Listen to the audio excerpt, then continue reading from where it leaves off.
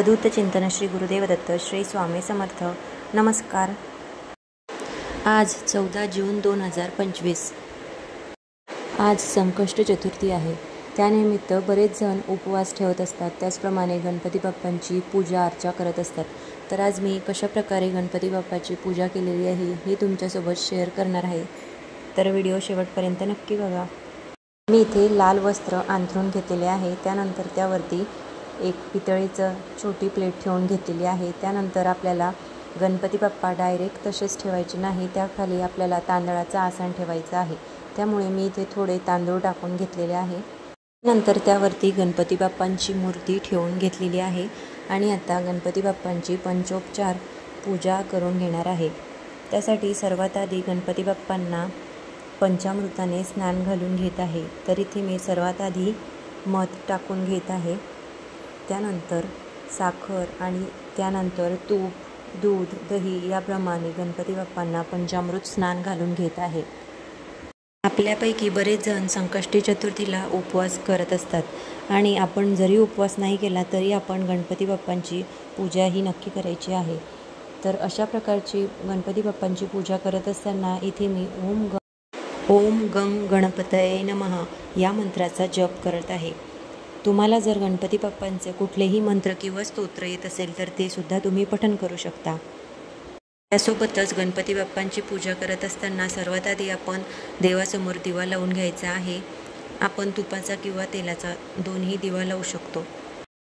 असे म्हटले जाते की संकष्टी चतुर्थीला गणपती बाप्पांची पूजा केल्याने आपल्या घरात सुख, समृद्धी आणि शांती नांदते अशी मान्यता आहे. त्याचप्रमाणे गणपती बाप्पा भक्तांच्या सर्व संकटांचे हरण करतात आणि त्यांना यश मिळवून देतात अशी सुद्धा मान्यता आहे.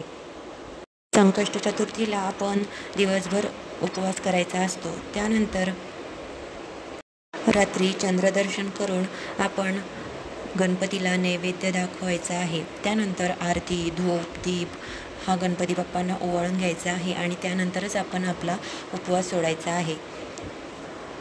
त्या दिवशी गणपती बाप्पांना लाल फुले आणि दुर्वा ही आवर्जून अर्पण करावी. तर इथे मी गणपती बाप्पांना पंचामृत स्नान घालून घेतलेलं आहे. त्यानंतर गणपती बाप्पांना पाण्याने सुद्धा स्नान घालून घेतलेले आहे. गणपती बाप्पांना पाण्याने स्नान घालत असताना पाण्यामध्ये इथे मी थोडे गंगाजल मिसळून घेतलेले आहे. त्यानंतर गणपती बाप्पांची मूर्ती स्वच्छ कापडाने पुसून घेतलेली आहे आणि आता यानंतर एका छोट्या प्रभावळवरती एक लाल वस्त्र अंथरून घेतलेलं आहे. त्यावरती थोडे तांदूळ आपल्याला टाकायचे आहे. तांदळाची रास आपल्याला टाकायची आहे. त्यानंतर त्यावरती गणपती बाप्पांची मूर्ती विराजमान करून घ्यायची आहे. त्यानंतर आता मी गणपती बाप्पांना हारसुद्धा घालून घेतलेला आहे. आपल्याकडे जर जास्वंदाची लाल फुले उपलब्ध असतील तर आपण संकष्ट चतुर्थीला किंवा कुठल्याही चतुर्थीला ती गणपती बाप्पांना आवर्जून अर्पण करावी.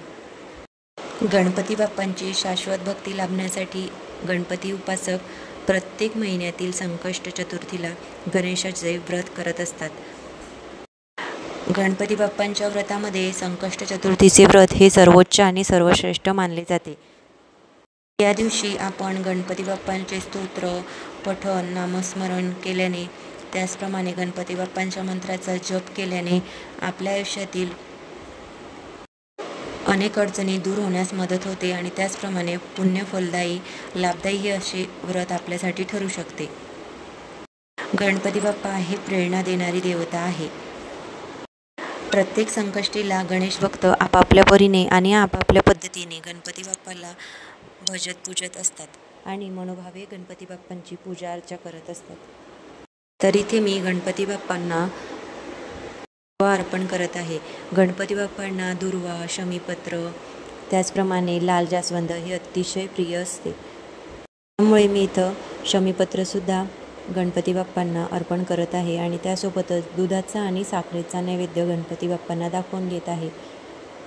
आपल्याला जर संकष्ट चतुर्थी व्रताच्या दिवशी शक्य असेल तर या दिवशी आपण गणपती बाप्पांना अभिषेक करत असताना अथर्वशीर्ष पाठ असल्यास ते 21 वेळा म्हणू शकता किंवा ओम गं गणपतये नमः या मंत्राचा 108 वेळा जपसुद्धा करू शकतो. गणपती बाप्पा शुभ संकल्प पूर्तीचे देव मानले गेले आहे.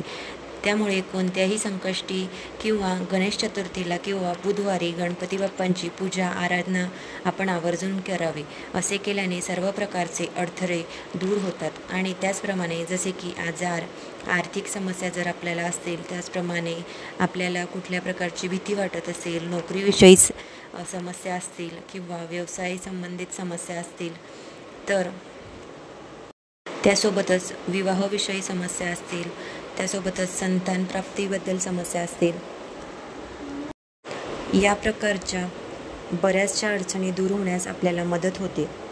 तर अशा प्रकारे आजच्या संकष्टी चतुर्थीच्या दिवशी मी साध्या पद्धतीने गणपती बाप्पांची पूजा केलेली आहे. तुम्हाला माझी आजची पूजा कशी वाटली हे कमेंट बॉक्समध्ये नक्की सांगा. आणि तुम्ही आज संकष्ट चतुर्थीला कशा प्रकारे पूजा केली हे सुद्धा मला कमेंट बॉक्समध्ये नक्की कळवा. मला जर आजचा व्हिडिओ आवडला असेल तर चॅनलला लाईक, शेअर आणि सबस्क्राईब नक्की करा. श्री स्वामी समर्थ.